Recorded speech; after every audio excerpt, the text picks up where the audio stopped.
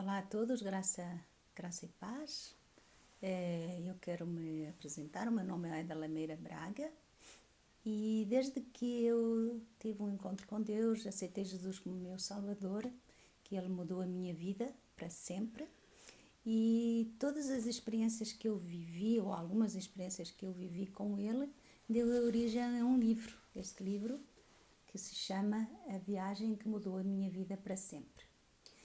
É claro que já algumas pessoas compraram o livro, mas eu agora tenho no meu coração ler e comentar o livro por na internet, para que todos tenham acesso.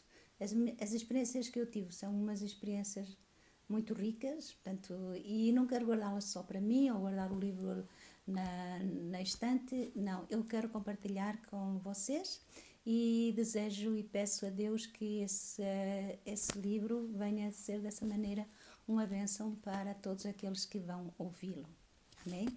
Então eu começo aqui, além de outras coisas, na introdução eu pus assim: se pensarmos bem, todos teriam um livro para escrever, pois cada vida uma história, não é? Eu resolvi escrever um pouco da minha para partilhar com outras pessoas aquilo que vivi, principalmente no tocante às experiências com Deus.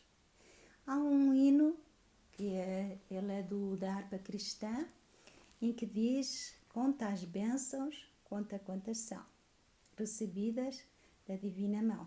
Eu até posso: conta as bênçãos, conta quantas são, recebidas da divina mão. Uma, dizes de uma vez, hás de ver surpreso quanto Deus já fez. Então nós passamos experiências com Deus dia a dia, tudo aquilo que nós passamos, a vida já, é tudo dado por Deus, mas experiências, orações que a gente faz e que Deus responde de uma maneira maravilhosa e depois a gente esquece, não é? Então eu resolvi pôr num livro algumas dessas experiências, primeiro para que eu não me esqueça, porque são coisas grandiosas, e depois para compartilhar com outros, né? Aqui diz: o meu desejo é que aquilo que eu conto seja útil de alguma maneira àqueles que vierem a passar por situações semelhantes e os ajude a acreditar que Deus responde às orações, muito embora no seu tempo, não é? Então, as nossas experiências, o nosso testemunho é exatamente para isso, para ajudar outras pessoas, não é?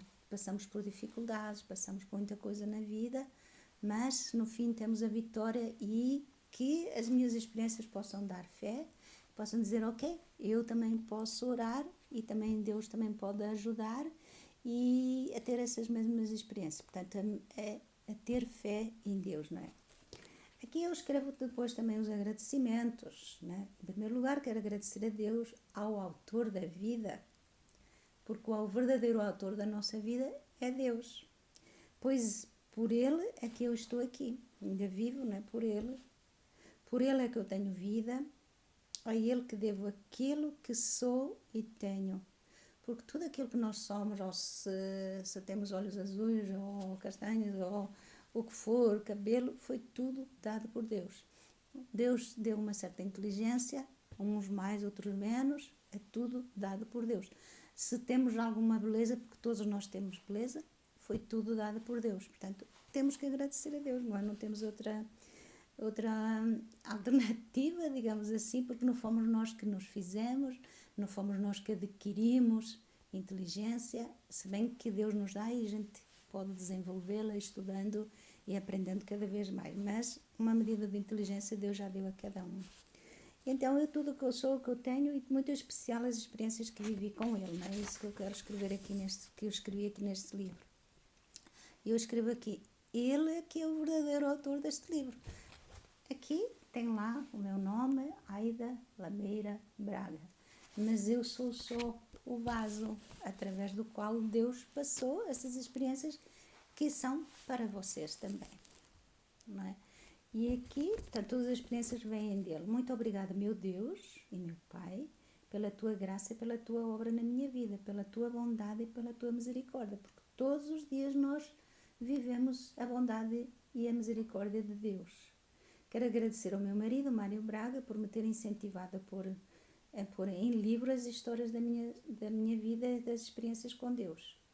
Ele dizia, escreve num livro, muitas pessoas podem ser ajudadas através das tuas experiências. E esse é o propósito também que eu escrevi o livro e o propósito pelo qual eu estou aqui neste momento a compartilhá-lo, comentado também, não é? Perguntei a Deus se era da vontade dele que escrevesse este livro. E ele foi-me confirmando de muitas e variadas maneiras. Portanto, não adianta. Nós muitas vezes temos boas intenções, temos bons pensamentos, mas nem tudo é o propósito de Deus, porque nós temos pensamentos, não é? Então eu convinha também perguntar a Deus se ele aprovava que eu escrevesse esse livro. E ele foi-me confirmando e aqui está ele, não é? Aí depois eu falo sobre o meu nascimento. Nasci dia 7 de setembro de 57.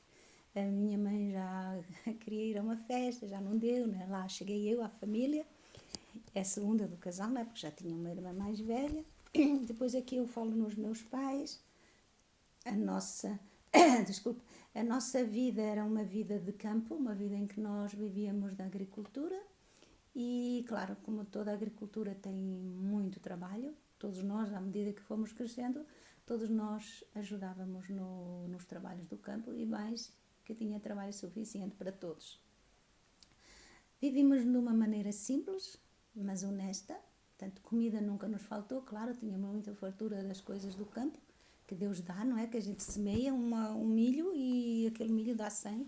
Põe uma batata na terra, aquela batata dá um cesto dela, sei lá, é uma benção, é milagre da semente. Eu digo que esse é um milagre, não é?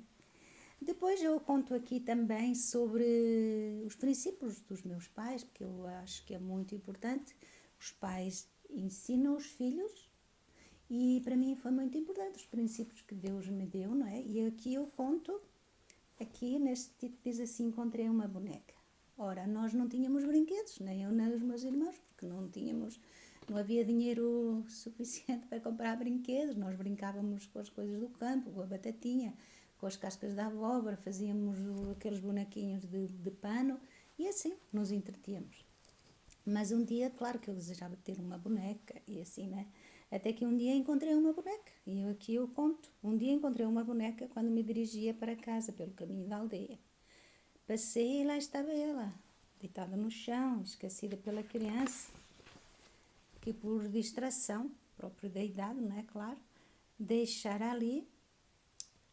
Ela era grande, tinha cabelos loiros e compridos, que bonita. Eu já tinha visto outras crianças brincar com aquelas bonecas, mas eu não tinha, só desejava, não é? Agora, para mim, aquilo era uma oportunidade de ter uma boneca.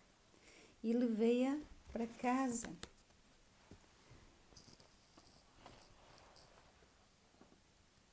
Mas, portanto, aqui eu digo assim, já tinha visto algumas crianças com bonecas ao colo, umas vezes acariciando-as, outras vezes judiando delas, né?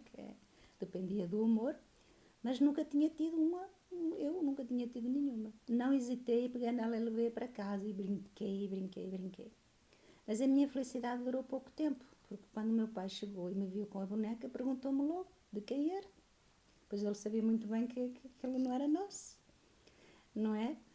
E então ele ordenou-me que fosse imediatamente pôr a boneca onde eu tinha encontrado, pois a criança que ia deixar ali sabia muito bem onde ela estava e logo iria lá procurá-la. Eu ainda olhei para o meu pai, era na hora do almoço, todos estávamos com fome, ainda olhei para o meu pai na esperança que ele dissesse, olha, não, almoça primeiro e depois vai então. Mas aquela palavra já, e aquele olhar de autoridade, não me deixou alternativa. E lá fui eu pôr a boneca. Porque o meu pai tinha ordenado. E nós, naquela altura, né, ainda bem que passei por essa fase em que a palavra do pai, ela era uma palavra de rei. A gente tinha que cumprir aquela palavra. Não tínhamos alternativa, era a autoridade que eles tinham sobre nós. E eu achava muito bem. Hoje eu agradeço por isso, né? Então, lá fui eu pôr a boneca. E mais interessante, quer dizer, o meu pai disse que aonde a encontraste vai lá pô-la. E lá fui eu, olhei, sabia onde é que eu tinha encontrado, mas mais milímetro para cá, ou mais milímetro para lá deixei a boneca, porque era a ordem do meu pai, entendem? Isso é algo, para mim, espetacular, não é? Para mim foi uma grande lição. Nunca mais levei nada alheio para casa. Então ele começou a ensinar-nos que quando víssemos alguma coisa caída no chão, fosse roupa ou quer que fosse, puséssemos à beira do caminho ou num lugar alto, para que a pessoa que a perdera pudesse ver. Que maravilha termos pais que nos ensinam o que é certo, não é? Como se diz, a casa de pais e escola de filhos. É muito importante os pais darem-se ao trabalho e o tempo de ensinar aos filhos o que é reto.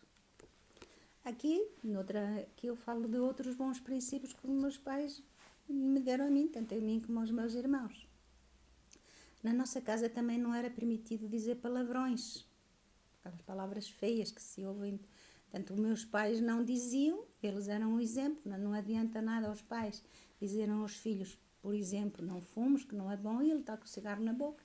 Os primeiros pais têm que cumprir, que fala mais alto o exemplo do que a palavra, né? Os meus pais também não diziam. Então, quando o meu pai ou a minha mãe faziam algum negócio e depois viam que não fora bem feito, nunca voltavam com a palavra atrás. Isso para mim foi algo assim, que eu nasci assim, cresci assim, e para mim cumprir a palavra é uma das coisas mais importantes. Às vezes quando se passa situações em que está naquele vai e vem não cumprir a palavra, eu sinto uma aflição muito grande, porque a palavra é a honra da pessoa. A pessoa, eu sempre ouvia dizer assim, a pessoa que não tem palavra não presta, a gente não pode contar com ela, não é? E eu recebi isso dos meus pais, eu estou realmente agradecida a Deus por eles. Então nunca voltavam. Uma vez uma vez dito, tinham que seguir em frente, mesmo com prejuízo. Até que quando um fazia um negócio e o outro não estava de acordo com o preço, nenhum deles desautorizava o cônjuge, porque honrava e respeitava a palavra um do outro, não é? Às vezes o meu pai vendia uma coisa, um animal, ou vendia a minha mãe, mas vendeste, não vendeste certo, não é? A minha mãe nunca dizia, vai lá e desfaz a tua palavra. Não, estava fora de questão. Era algo que não se falava lá em casa. Estava dito, estava dito. E até a Bíblia diz isso, né? Aqui diz assim, ensina, na palavra de Deus diz assim, ensina o menino no caminho que deve andar e até quando for velho não se desviará dele. Diz lá em Provérbios 22:6. Os meus pais não conheciam a palavra de Deus, mas tinham os princípios, que é muito importante, não é? E estou-lhes muito agradecida por isso, porque estes princípios marcaram a minha vida. Aqui também eu falo do meu sonho, eu tinha um sonho para a vida, não é? E assim fui crescendo, veio o tempo de ir para a escola e muito cedo descobri em mim o talento de ensinar. Ser professora ocupava os meus pensamentos, imaginação, era o meu sonho. As dificuldades financeiras da minha família, a que se juntava também um pouco de ignorância, talvez, dos meus pais, as dificuldades financeiras da minha vida, que se juntavam talvez um pouco de ignorância por parte das pessoas responsáveis pelo meu desenvolvimento, contribuíram para que esse meu sonho se frustrasse. Mas mesmo assim, eu ainda não tinha perdido a esperança. Chegou um momento em que eu já tinha 21 anos e queria trabalhar, queria ser independente. E fiz uma oração pequena, que diz oração por um trabalho. Era o ano de 79 e eu estava já com 22 anos.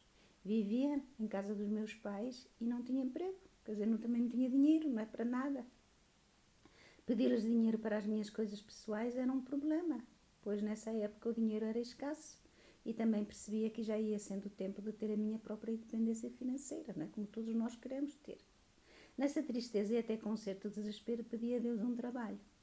Naquela altura eu ainda não tinha conhecimento sobre como fazer orações específicas ou falar com Deus como se fala com um amigo, né? Deus é para falar com um amigo. Olha, Senhor, estou desempregado, olha, nesta situação está desagradável, eu preciso de dinheiro, não tenho, e é preciso ter um trabalho, é preciso trabalhar. Então, Senhor, mas eu não sabia fazer isso. expor-lhe os meus problemas e as minhas necessidades, ou mesmo os sonhos. Não, simplesmente pedi um trabalho e pronto. Ó Senhor, dá-me um trabalho. E acabou. Não sabia, não sabia mais, não é? Isso aconteceu mais ou menos no mês de junho, e fim de setembro recebi uma carta vinda da Suíça, de uma colega de escola, Elizabeth. Uma grande surpresa. Eu nem sequer sabia que ela tinha ido para a Suíça. Eu sabia que ela se tinha casado, morava em Lisboa. E nessa curta carta, mas objetiva, ela dizia: Aida, se quiseres vir para a Suíça, manda tais e tais documentos. Ela me disse os documentos que eu precisava mandar. Fiquei muito feliz com aquela carta e a esperança voltou ao meu coração. Uau, parece que já vejo uma saída, vejo uma luz no final do túnel. Agora tem algo para a minha vida, não é? Seria esta a resposta de Deus à minha oração? Uns meses antes, a minha mãe, vendo a minha situação, resolveu ir a Lisboa falar com o senhor seu conhecido, gerente de uma empresa onde já trabalhavam o meu irmão e o meu cunhado. Falou-lhe acerca de mim e ele prometeu que logo que tivesse uma vaga me mandaria chamar. Depois eu mais à frente conto sobre isto, né? Como poderia eu saber se ele iria cumprir com a palavra ou simplesmente iria esquecer o assunto?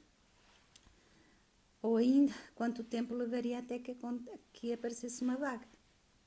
O que eu queria era um emprego e a porta estava aberta diante de mim, assim que, sem hesitar, aceitei o convite da Elizabeth e comecei a preparar os documentos solicitados. Depois de tudo pronto, a viagem ficou marcada para 30 de janeiro de 1980. Esse foi um princípio. Algo maravilhoso estava na minha frente que eu nem conhecia. E agora, portanto, no próximo capítulo, eu vou falar da viagem, como é que foi a viagem, como é que aconteceu, e então até lá. Vos esperamos para continuar a ouvir sobre esta interessante história. Amém?